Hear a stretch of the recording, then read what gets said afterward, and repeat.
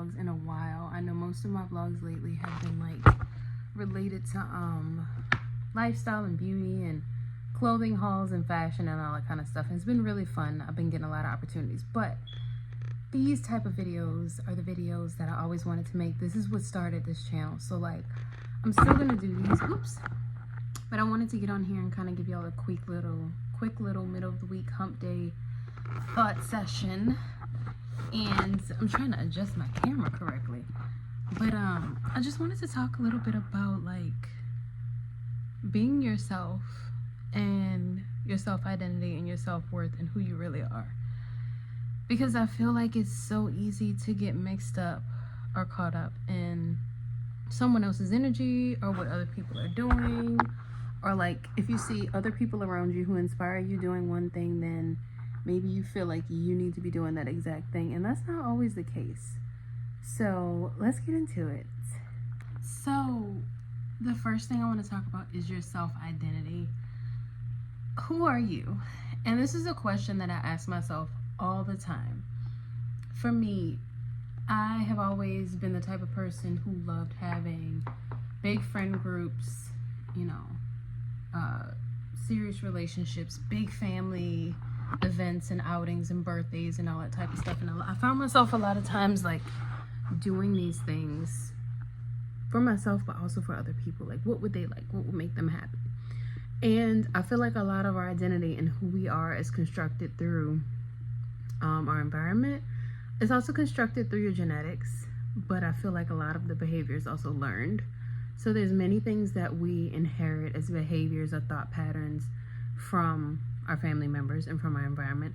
But then there's also some things that are kind of ingrained in us and ingrained in our ancestry and our DNA, and you know, it goes very deep. So I think that a good thing to do once you become of conscious age and you think about these things is to sit with yourself as often as possible and literally say, who am I? And when you do it, you know, depending on how you prefer to meditate or decipher through this, you could do it through thought, you could write it. So think about that for a second. Think about who you are. Write it down. What I've noticed is when I do exercises like this, or when I started doing exercises like this, a lot of the things would be these superficial things or other things that people have defined about me, or like things that make us feel externally validated. But like, who are you really? If you remove every person, and this is a little bizarre, but if you removed every person on earth, every external factor, everything that you could think of, who are you? Who are you? Really think about that. Like, what makes you who you are? And I feel like a lot of that also relates to your self-perception and how much you love yourself. Because some of those qualities you might list might be things that people have told you for years that aren't the most favorable, but you've accepted it as true. And that in turn might be affecting how you feel about yourself, how you feel about the world around you. So the first part of this is ask yourself who you are. I ask myself, who am I, all the time. Especially when I meet new people, or I'm spending a lot of time with friends, or maybe having like run-ins with, and this is just an example, this isn't anything specific. If I'm having a run-in with like, or if hypothetically I was to have a run-in with like a family member or like a friend or something like that, and it really makes you question like, who am I? You know, like there's no way that this is it, like this is who I am right now. So yeah, ask yourself that question today. I'm thinking about it right now because it's just something that I ponder about all day. Like, who am I? If none of these people are around and it's just me, who is Jessica? Ask yourself. The next thing is figuring out your self-identity. Like, what makes you you? What makes you who you are? It relates to who am I, obviously, but it's also like, what are the things that you love to do?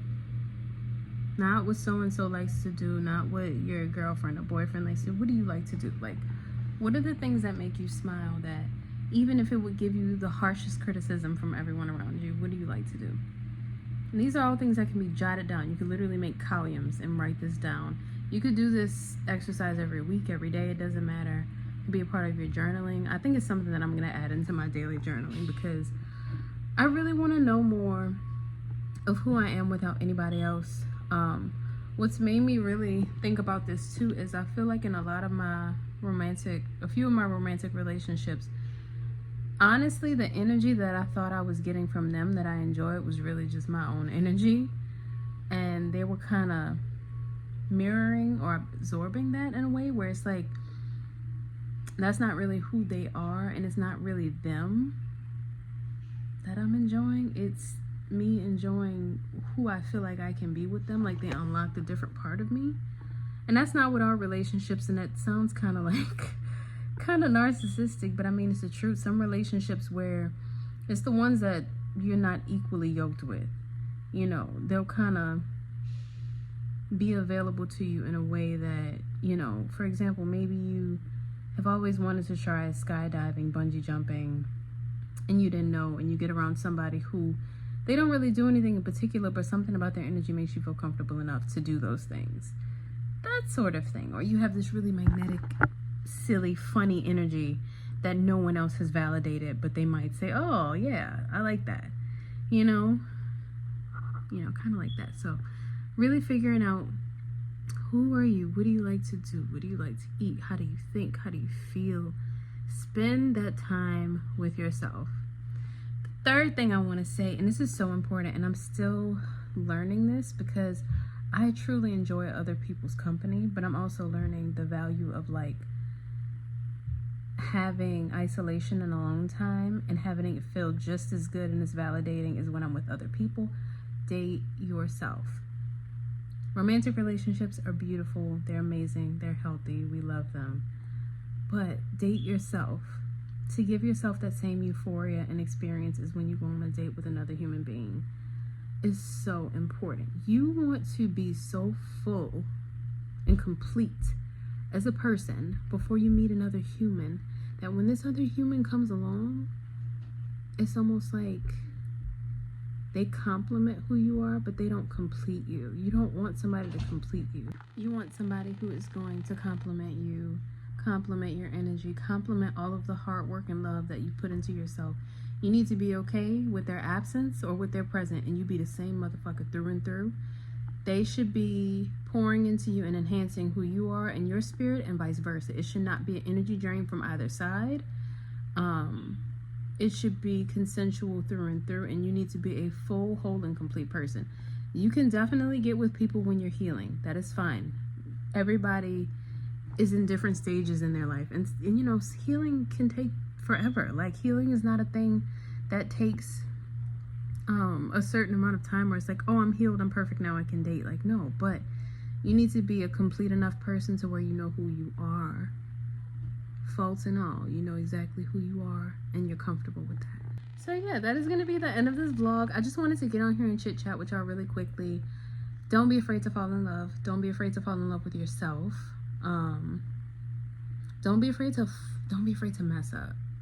Don't be afraid to look stupid. Don't be afraid to not be perfect, whether it's in your relationship with yourself or with a partner or with a crush or with a friend. Like, we're human. You're gonna have moments where you, especially if you've been through any kind of trauma, where you're gonna feel like, damn, I fucked up, damn, I did this, damn, I did that. Like, it's okay. When somebody is right for you, you can fuck up a million times and they will be there. Like, and I don't mean fuck up in a bad way. I mean like little silly things that you judge yourself for, that you say, oh, I shouldn't have did this, I shouldn't have did that, I look like this, I look needy. It's fine. Everyone's still learning, and just know that the things that are for you are going to be for you, and at the end of the day, you are always for you. So yes, this was so much fun. I love you guys. I hope y'all enjoyed it, and I will talk to y'all later.